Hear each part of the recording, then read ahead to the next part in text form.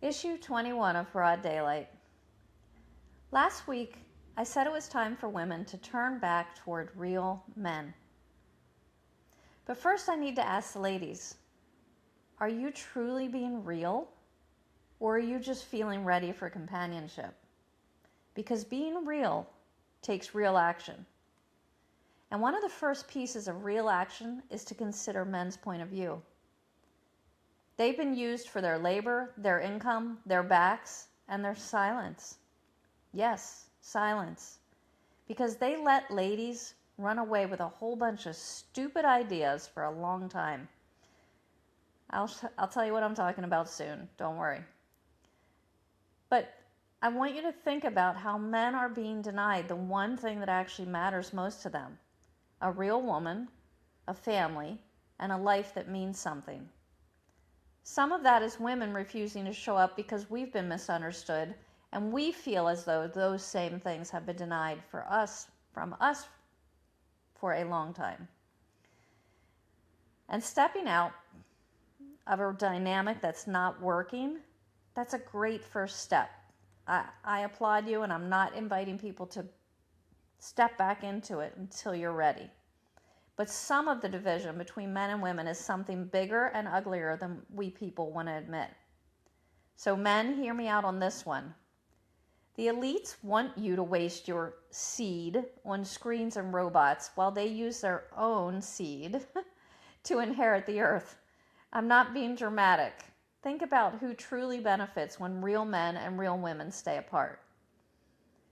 My grandparents didn't have this problem, and neither did their parents. Not because life was perfect on the farm, it wasn't, but because they didn't outsource their judgment to people who had something to gain from their confusion. They knew who they were. They knew what they stood for. Freedom. Freedom. And they got to work doing the right hard work each and every day. Then they got to enjoy the fruits of their own labor, all in due time. They didn't work at jobs that made other men rich. Our generations are the ones that unlearned work that benefited us directly. We left it behind on purpose, and we called it progress. But doing the right hard work for the wrong reasons or for the wrong people, that's fixable. But you have to actually want to fix it, not just talk about it. That's what I don't hear happening, or see happening, I should say. Because what needs to sink in at a soul level is that no one is coming to save us. No one. Nothing. It's up to us.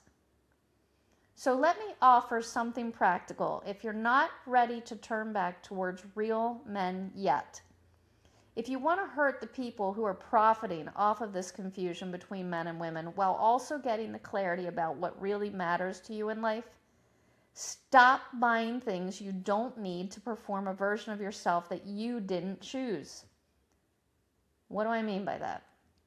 Stop showing up at every party with a gift. Stop expecting thank you cards for things that should be normal human decency, like helping out new parents. Let those parents enjoy time with their child rather than writing to you. Stop celebrating made-up milestones because someone on the internet told you you should. Stop spending money to prove that you care.